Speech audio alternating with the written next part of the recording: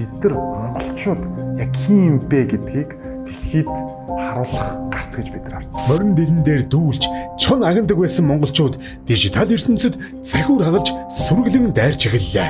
Айдас бол байгаагүй яаж хурдан идэвхтэй те үр дүндээ хүрэх вэ гэдэг дээр л анхаарсан. Ягаад дижитал зураг 69 сая долларт хүрв? Дэлхий хаашаа явж байна? Харин бид 2021 онд дэлхийд даяар нэгэн шин технологийн шуурга тэгдлээ. Ялангуяа дижитал артистууд хөрөнгөний зах зээлийн анхаарлын төвд байгаа гол сэдэв бол NFT. Дэлхийн бодит ертөнцөөс дижитал ертөнц рүү урдцтай шилжиж эхэллээ. Хэн хизээ хаана үүнийг эхлүүлв? Тэнд юу болж өнгөрөв? Ягаад дижитал зураг 69 сая долларт хүрв? Дэлхий хаашаа явж байна? Энэ жилийн хамгийн халуухан сэдэв болоод буй NFT хүмүүсийн амьдралыг оронгоор нь эргүүлж байна. Жилдээ 23 тэрбум буюу 1 сард дунджаар 1.9 тэрбум доллар эргэлддэг энэхүү том зах зээлийг өдгөө сонсоогүй хүмүүс цөөн болж мэдэхгүй өнгөрчих вэ гэсэн айдастай байна. Дуучин Justin Bieber 1.3 сая ба 470 мянган долларын үнэтэй Bored Ape NFT эзэмшдэг. Eminem өнгөрсөн жил Nifty Gateway дээр анхны NFT-гээ гаргаж 1.8 сая доллар цуглуулсан. Dreams өөрийн дижитал уран бүтээлүүдэд 6 сая Америк доллараар зарж гэх мэт дэлхийн ертөнц энэ салбар руу чиглэлсээр байна. Анхдагч байдлаар ингээд технологи үнэхээр юм өөрчилж чадах уугүй юу гэдэг дээр ярилцаад тэгэлгээ шийдсэн. Тигийн нээлтийн өдөр 9 сарын 17-нд 2021 оны. Тэгээд нээлт бол амар гоёс. Яагаад гэвэл нөгөө анх удаа ICT Expo те Хүүхдийн парк дээр айгүй том хэмжээний өргөн хүрээнд болохоор боллоо. Бид нэр нэж оролцоод ингээд бүх нээлтийнхаа тайз бүх юмудаа засцсан. Оролцсон болохоор яг энэ бодит физикал байдлаараа нээлттэй хийгээд айгүй өргөн хүрээнд хийж байгаад айгүй баяртайсан.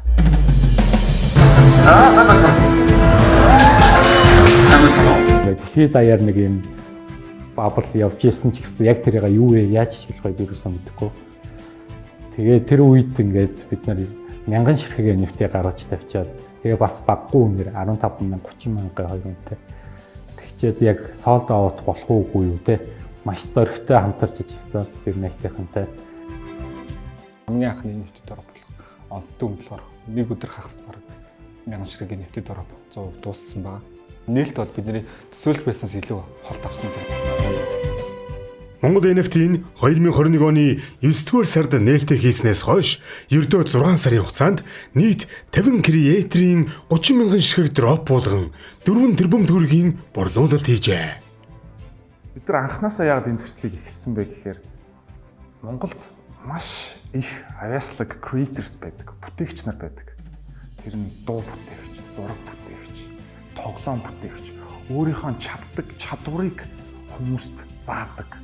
Гэх мэтчлэн энэ мундаг хүмүүсийг бид нар яаж дэлхий рүү гаргах юм бэ гэдэг тэр нэг асуултаас бид нар эхэлсэн. Тийм ч учраас окей, бид нар тийм мундаг creators байгаа юм байна. Энийг дэлхийд гаргахын тулд эхлээд хэдүүлээ Монголдо sandbox хэлбэрээр туршиж үзэх хэрэгтэй юм байна.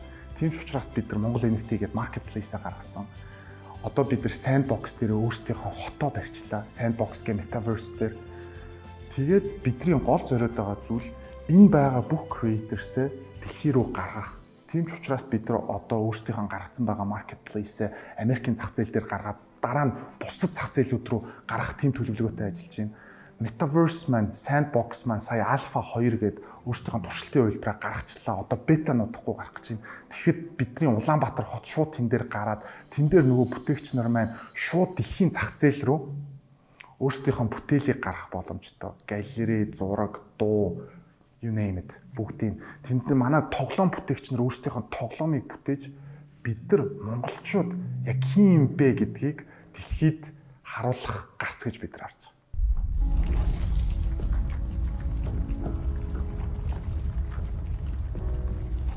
NFT одоо Монгол NFT marketplace нэгдүгээр дэмжих гэж өөрөөр тэн дээр байгаа NFT-нүүдийг бол coin-ороо авах. Энэ болохоор нэгдүгээр хэрэглээ байсан. Хоёрдугаар хэрэглээ болохоор стриминг сервис. Одоо бид нэр стриминг сервисийн project-ээр ажиллаж байгаа. Энэ маань гарахлаараа бас дахиад хэрэглээ болоод авна. coin ашиглаж авна гэсэн. Ерөөсөө дараа нь дахиад тоглоом орж ирнэ. Coin хэрэглээг үүсгэж юм гэсэн үг. Тэгэхээр NFT-нүүдтэйгээ coin маань ингээд utility хийгээд нийлээд сайн ажиллахын тулд заавал юм хөрөх чадвартай coin заавал байх хэрэгтэй. Metaverse дээр байгаа тэр виртуал ертөнцийн дээр байгаа элемент болгоно өөрөө NFT болно гэсэн үг. Өөрөөр хэлэх юм бол таныг төлөөлүүлж байгаа тэр хүн чинь NFT байх нь байна. NFT нь өөрөө блокчейн дээр хязгаарч давтагдахгүй бичигдсэн зүйл болохоор тэр таних юм байна гэдгийг бид нар мэдчих нь байна. Тэрний Metaverse дээр болж байгаа худалдаа авалтууд нь болохоор cryptocurrency-аар байх нь байна. Жишээлбэл NFT, Ethereum сайн гэдэг ч юм. Энэ дотор болж байгаа засаглал одоо эн чинь шийдвэр гаргалтууд хэрэгтэй шүү дээ. Тэр нь болохоор бидний дандаа яриад байдаг DAO дээр болно гэсэн үг. DAO дээр болж иж энэ өөрөө decentralized буюу төвлөрсөн бус энэ экосистемд оролцож байгаа хүн болгон оролцоотой болно гэдгээр гайхалтай. Уламжлалт компаниудыг бодох юм бол ийм төвлөрсөн бус засаглал буюу компани санхүү удирдлагын шийдвэр хүмүүсийн одоо хөрөнгө оруулагчдын буюу компани одоо ажилчдын гаргаж байгаа санал санаачлал нь нээлттэй ил тод блокчейн систем дээр бүртгэгдэж явдаг засаглалыг DAO буюу одоо Decentralized Autonomous Organization гэж нэрлэдэг байна. Монгол NFT маань бол одоо саяхнаас бас яг н DAO засаглал руу шилжих анхны алхмуудаа хийгээд эхэлсэн байгаа. Та бүхэн governance.cig mongol.nft.com gov.cig mongol.nft.com гэдээ орох юм бол бас одоо шууд яг одоо Монгол NFT төслийн багийнхан руу өөрийнхөө санаачилмаар байгаа, хийж сайжруулмаар байгаа төслийн одоо proposal буюу саналуудаа нээлттэй бичих боломжтой болсон. Ирээдүйдээ бид нар юу хүсэж байна гэхээр Монгол NFT token маань бол бид нар хэлээд байгаа governance token те. Governance token гэдэг нь ямар утга илэрхийлж байна гэхээр та хэрэг хэмжээний coin буюу token эзэмшиж байна. Тэр хэмжээгээрээ Монгол NFT компани одоо үйл ажиллагаа болон хэрэгжүүлж байгаа төсөлд өөрийн санал санаачлагаа тусгах боломжтой болно гэсэн үг.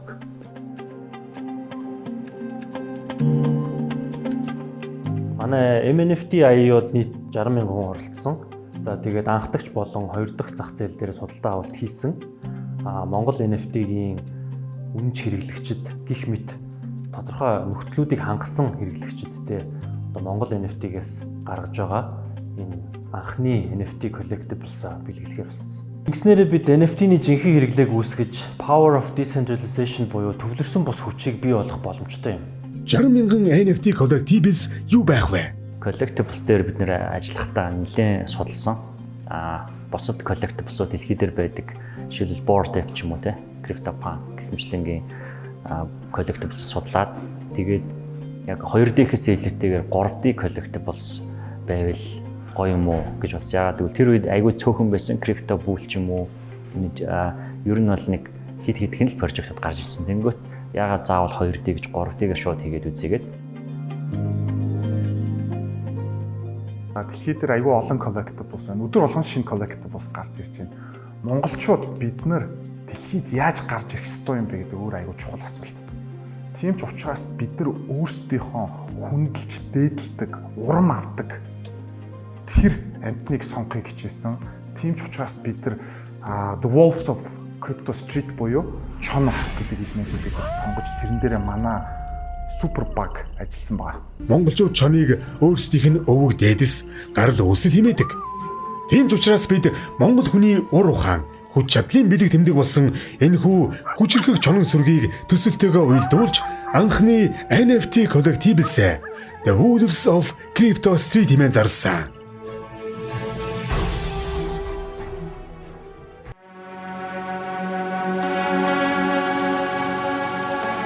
Хамгийн түрүүнд үндсэн чоныхон одоо хувцсгүй ямар нэгэн ассетгүйгээр батлуулах, дизайныг батлуулах шаардлагатай байдаг. 14 хоног одоо хувцс болон малгай хэрэглүүд гэх мэт бусад ассеттэй бүгдийг модельж гисэн. Одоо бидний багаараа хувааж яваа нэг нь хувцс хийдэг хол нөгөөх нь нэмэлт хэрэглүүд, малгаанууд, эмэг гэх мэт тийм зүйлүүд хийж идэг. Яг би болохоор үндсэн нөгөө чоных нь үсийг самнах гээл өсгийн зарим өснүүдийн нэг ширхэг суулгах шаардлага гардаг. Тиймэрхүү ажлууд өрнөдөг. Зураг болгоны нэг рендерж аван дараа нь тэргээ програмчилж давтамжгүй үедээ болгож авна. Комбайн одоо юу гэж хольж авах гэх юм уу? Бүх лэрүүдээ бүгднийг хольж авна. Тэгээд зураг болгоны ард өөрөөсөө гэсэн метод дата байгаа. Одоо жишээ нь энэ ч ийм хувцастай, энэ ч ийм хувцастай гэдэг. Тиймэрхүү метод датануудыг бид нар энэ хэлцэгчлээс хавуулаад юм хийсэн. Тэгээд бүтээд болсон да. Энэ бол change аюул сонирхолтой ажил байсан. Бидний урд нь юу гэсэн юм хийж үзэж байгаагүй. Тэгээд яг project талаад бид нарын үнийг хэлээд нуул хэлээд бол жоохон хоцроож өгсөн л дээ. Тий. Тэгээд deadline талаад ихэд би сүлдээ ингээд гэр ажлаа яваад байж амжихгүй. Тэгээд сүлдээ компьютер гэртээ очиж суугаад гэрээс гэртээ офслаад ажиллаад тусгасан байгаа. 60,000 чон ерөнхийдөө төлөвлөөд бүх 60,000 чонны датагийн бүгдийг хийсэн. Тэгээд 60,000 чон дээр бүх чоннуудын датаг нэг урсгалыг оруулсан байгаа. Тэгэхээр чинь яг бүгд тараагдсан болохоор одоо 19,999 чон байгаа. Үлдсэн чоннууд нь бол устгагдж байгаа. Тэгээд тэгсэн ч гэсэн ажил нь болохоор 60,000 чонд хийгдсэн байгаа. Яагаад заавал чонны датанууд нь чухал юм бэ гэх юм бол чон болго өөрийнхөө онцлогтой байх хэрэгтэй. Тэгээд онцлогуудыг нь болохоор бид нэр болохоор чоноо одоо полигон дээр мэдлсэн байгаа. Тэр нь болохоор OpenSea дээр одоо шууд гарч байгаа. Тийм болохоор OpenSea дээр байгаа ерөнхийдөө NFT-нүүд яаж үнцэнтэй болдог гэхээр өөрийнхөө нөгөө датагаараа л үнцэнтэй болоод байгаа. Энэ дата нь хэр ховор юм бэ? Одоо байгаа коллекшн дотор энэ чон чи яг хэдэн хувь нь ийм хөө үзүүлэлттэй байгаа юм бэ гэдгээрээ л ерөнхийдөө үнцэн тогтоо авчдаг болохоор дата хамгийн чухал байгаа. Тийм болохоор датан дээр нь бид нэг бүрчлээ ажилласан. Тэгээ 60,000 чон дээр ажиллаа. Яг одоо бол хүмүүс 20,000 чон угаасаа гар дээр очсон байгаа болохоор тэглээгээ бид нэр бол яг бүх чонд зориулж ирнэ ажлын хийсэн байгаа. Тэгээд цаашлаад энэ яг ямар хэрэгтэй юм бэ гэх юм бол OpenSea-гийн нэг давуу тал чинь OpenSea гэдэг чинь өөрөө яг юу юм бэ гэх юм бол веб гурван дээр суулсан систем байгаа. Тэр дээр хүн өөрийнхөө ямар оролцоотой вэ гэхээр хүн чоны эзэмшлээ гэхэд нөгөө чоноо OpenSea дээр оруулаад зарахад OpenSea тэр чонных нь үн цэнийг нь хүмүүс таниулдаг гэсэн үг л дээ. Одоо чон NFT л гэсэн үг л дээ. Үн цэнийг таниулдаг. Ягаад үн цэнтэй байгаа гэх юм бол OpenSea болохоор одоо энэ чон маань яг иймэрхүү үзүүлэлттэй чон шүү. Энэ NFT маань иймэрхүү үзүүлэлттэй шүү гэдгийг болохоор одоо хүмүүст айгуу баталж харуулж одоо хүмүүстээ энгийнээр хүртлээ баталж харуулж чадж байгаа нь OpenSea яваад байгаа. Тэгээд яаж гурваналтаа холбогдож байгаа гэхээр дурын хүн тийшээгээ MetaMask ч юм уу те wallet-тай холбоод тэгээд чонуудаа зарж болно, эсвэл тэндээсээ буцаад авчиж болно. Боломжтой бол мэдээж өөр тэрийг дэмжих MetaMask-ыг дэмжиж байгаа өөр NFT marketplace руу гаргаад авч болно. Тэгэхээр манай Монгол NFT болохоор 3 найлыг удахгүй дэмждэг болоод хүмүүс өөрсдийнхөө чоннуудыг салгаж аваад Монгол NFT-гээ салгаж аваад ер нь OpenSea дээрээ дахиад тусна мэдлж орж ирээ зарж болно гэсэн үг. The Wolves of Crypto Street Монгол уран бүтээлчид залуус дэлхийн түвшинд бүтээлээ хийж байна. Тэд бүтээж байна. Юу ч үгүйгээс бий тулгаж чаддаг Монгол тарих авьяас чадвар дэлхийд шагшигдж мөнхрөх цаг иржээ. За тэгэхээр чон авснаар ямар давуу талтай юм бэ гэдгийг 3 жишээгээр тайлбарлая. За хамгийн ихний давуу тал нь бол энэ бол зөвхөн таны 100% зохиогч ирхэн тань дээр байх брэнд юм. Тэгэхээр одоо таны худалдаж авсан чон бол таны брэнд, таны өмч, таны виртуал хөрөнгө гэсэн үг. Тэгэхээр зэрэг та үүнийгээ хэвлэн нийтлэх, олшруулах, төрөл бүрийн бараа бүтээгдэхүүн дээр гаргах мөн мэдээж хөрөнгө эмчин бусдад худалдаалах эрх нь байгаа гэсэн үг. За хоёр дахь жишээ нь бол энэ бол community. Тэгэхээр зэрэг одоо чоннууд нийлээд төрөл бүрийн арга хэмжээ, event, одоо хандивын одоо бусдад нийгэмд хэрэгтэйчүүд юм уу ямар л бол ямар төрлийн одоо үйл ажиллагааг зохион байгуулж, танилын хүрээгээ тэлж, хоорондоо эвлэлтэн нэгдэж бүх зүйлийг хийх боломжтой гэсэн үг. Гурав дахь гол зүйл нь юм бол энэ бол нэвтрэх эрх буюу access. За үүн дээр бол янз бүрийн жишээнүүд байж болж байна л доо. Жишээ нь юм бол зөвхөн чоннуудад зориулсан хөнгөлөлттэй, хямдралтай тийм одоо ресторанууд байж болно, дэлгүүрүүд байж болно ч гэдэм үү те. Бас нэг том жишээ нь бол манай идэж гэдэг хөтөлбөр байгаа. Идэж хөтөлбөрт зөвхөн чоннууд л ордог. Энэ бол хамгийн том жишээ гэж бодож байна. Иж гэдэг нь уламжлал санхүүгийн үйлчлэгийг технологийн боломж буюу NFT-ийн боломжтой хослуулан цоо шинэлэг аргаар хамтын хөрөнгө эзэмшиж түүнээсээ ашиг хүртэх үйлчлэг авах. За энгийнээр тайлбарлах юм бол ганцаараа авах боломжгүй тэр үнэтэй хөрөнгийг одоо жишээ нь дижитал хөрөнгийг чоннууд маань сөрөглөн нэгдэж хөрөнгөө нийлүүлэн босгож тухайн зүйлээсээ ашиг хүртэж байгаа гэсэн үг. Одоо аль хэдийн дэлхийн тогтмол үнэн өсгөд явж байгаа энэ хөрөнгүүдийг эзэмшиж эхлэх байх. Тэ? За одоо үүнээс эхнээс нь дурдах юм бол хамгийн том үнэлгээтэй, хамгийн их хэрэгэлттэй байгаа үнэн өдрөөс өдөрт бүр өснө нэмэгдэж байгаа NFT болох Bored Apes Yacht Club буюу сарамгчин бид нар нэгдэнд хийж идээд байгаа маа. NFT технологи дээр суурилсан хамтын хөрөнгө оруулалтын үйлчлэг буюу нийж маань дэлхийн өөр хаанч танилцуулагдаагүй, нэвтрээгүй цоо шин үйлчлэгээ байгаагаараа онцлог юм аа. Манай анхны эдэж нэг хөтөлбөр маань маш амжилттай хэрэгжиж явж байгаа. Тэгвэл бид нэр дөнгөж саяхан эдэж 2 хөтөлбөр бол олон нийтэд танилцуулсан. Тэгэхээр энэ эдэж 2 хөтөлбөр маань өмнөх эдэжээсээ илүү онцлогтой байгаа. Тэр онцлог нь юу вэ гэхээр бид нэр энэ удаа 4 төрлийн ичийг өөрсдийнхөө чонуудад бол санал болгосон.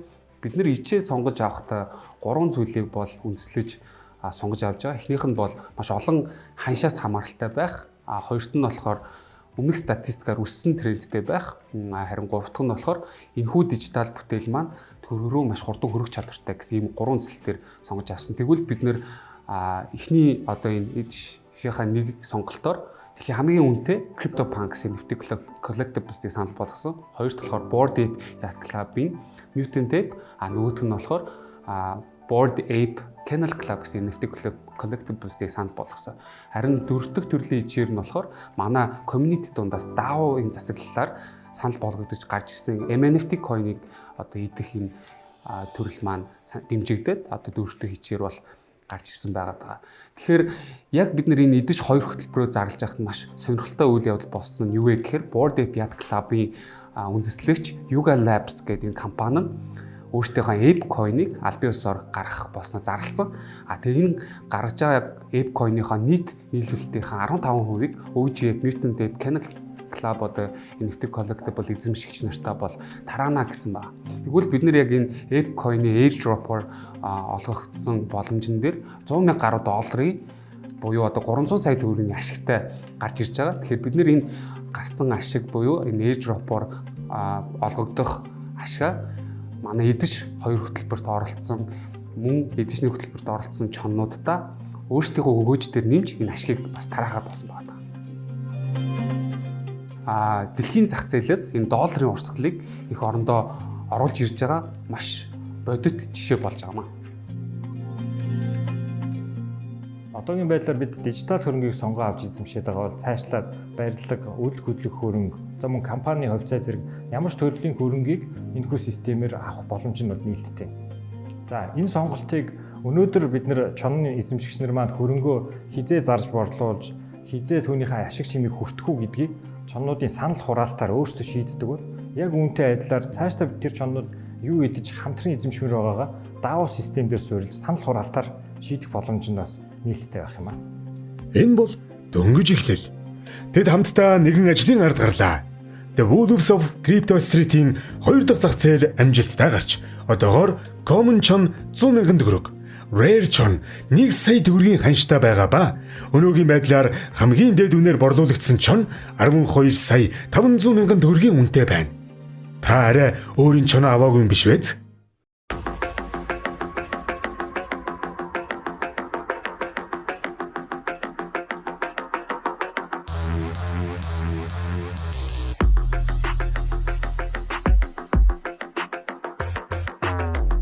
Чоны хувьд айгуу тийм энгийн байгаа ер нь бол.